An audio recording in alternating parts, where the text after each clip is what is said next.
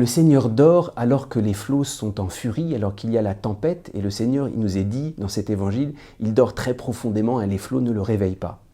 Il y a quelque chose de très déconcertant et en même temps qui nous dévoile la manière dont très souvent Dieu vient nous sauver. Dans un premier temps, lorsque Dieu nous sauve, il y a d'abord un silence. Et ça nous éprouve. Quand on est dans la tempête, on aimerait bien que Dieu parle. Cet évangile nous dit, quand Dieu va te sauver, tu vas devoir affronter d'abord un silence mystérieux, où tu vas presque avoir l'impression que Dieu t'a abandonné, et c'est ce que les disciples ont expérimenté dans cet évangile. Pourquoi est-ce que Jésus dort ? Certains pères de l'Église ont dit, ce silence, ce sommeil de Jésus dans la barque, il faut le rapprocher du silence de Dieu lors des persécutions de l'Église. La barque, c'est l'Église.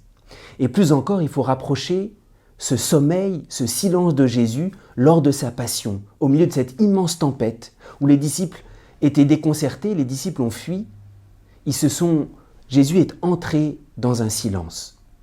Mais en réalité, à travers ce sommeil, à travers ce silence, Jésus nous dévoile une manière infiniment plus profonde de nous sauver. Pour nous sauver, Dieu ne vient pas dans nos agitations extérieures. Nous, on aimerait bien que Dieu vienne immédiatement dans notre combat, mais en réalité, Dieu n'est pas dans l'agitation. Ce salut de Dieu provient d'abord de sa patience. Le silence de Dieu n'est pas une indifférence, Dieu est infiniment patient.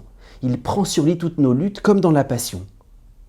Et ce salut de Dieu provient de son silence, de sa patience, et il n'ajoute pas à l'agitation, il vient nous apporter en premier lieu une paix qui ne vient pas de cette terre, comme lorsque Jésus a dit à la mer « Silence, tais-toi ».